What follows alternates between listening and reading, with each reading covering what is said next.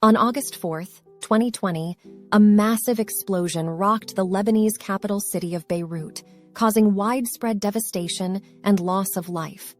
The blast, which occurred at the city's port, was one of the largest non-nuclear explosions in history, equivalent to a 3.3 magnitude earthquake. The explosion was caused by the ignition of over 2,700 tons of ammonium nitrate, a highly explosive chemical that had been stored in a warehouse at the port for 6 years. The ammonium nitrate had been seized from a cargo ship that had been abandoned at the port in 2013. The explosion caused extensive damage to buildings and infrastructure within a radius of several kilometers, including the port itself, nearby residential areas, and the city's main business district. The blast was felt as far away as Cyprus, over 200 kilometers from Beirut. The explosion killed at least 200 people and injured more than 6,500 others. It also left an estimated 300,000 people homeless and caused an estimated $15 billion in damages.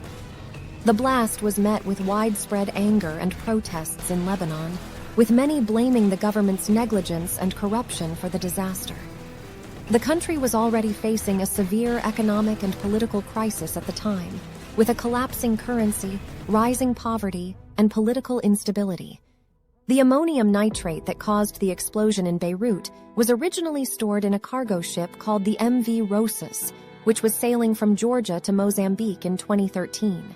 The ship was forced to stop in Beirut after it experienced technical problems and was found to be unseaworthy.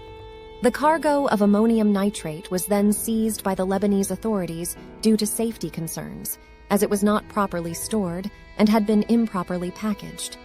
The crew of the ship was also stranded in Beirut, as they had not been paid and the ship's owner had abandoned them. The ammonium nitrate was then stored in a warehouse at the port, where it remained for 6 years until it exploded in 2020. Despite warnings from officials about the dangerous storage conditions, no action was taken to remove the chemical or secure the warehouse. The exact reasons why the ammonium nitrate remained in the warehouse for so long are unclear, but it has been suggested that corruption and bureaucratic inefficiency played a role. The explosion highlighted the need for better regulation and oversight of dangerous materials in Lebanon and raised questions about the country's governance and political system.